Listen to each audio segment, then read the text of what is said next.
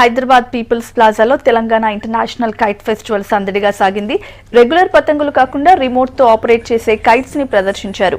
Colourful lightings తో ఆకాశంలో ఎగిరే ఈ కైట్ సిటీ వాసులని ఆకట్టుకున్నాయి. 19 దేశాల నుంచి రిమోట్ కైట్ ఎక్స్పర్ట్స్ ఇందులో పాల్గొన్నారు.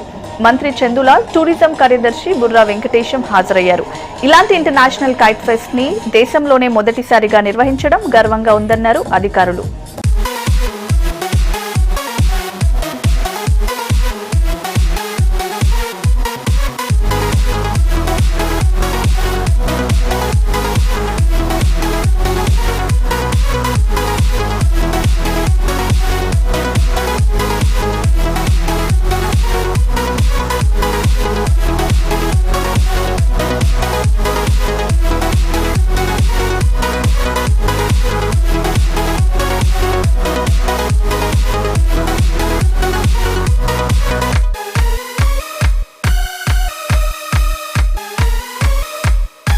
పతంగిలో వెలుతురు కనబడే విధంగా ఇక్కడ ఆర్గనైజ్ చేయడం జరిగింది.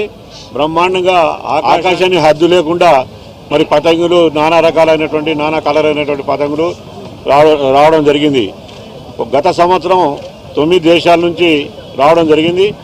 ఈ సంవత్సరం 16 దేశాల నుంచి, ఇండియా నుంచి 10 క్లబ్ల నుంచి మరి కైట్ ఫెస్టివల్ చేయడానికి రావడం జరిగింది.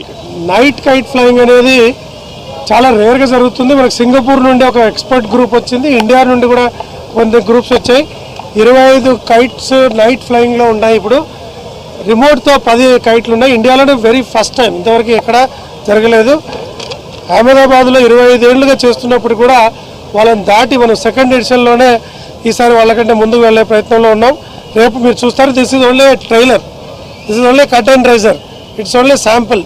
Please come in big numbers tomorrow there, enjoy from kids to elderly people. అక్కడ అన్ని రకాల ఫెసిలిటీస్ ఏర్పాటు చేస్తున్నాం. I'm the pilot for this dragon. Okay, it's the one and only dragon in Singapore. Okay, coming from Singapore that can fly around the world.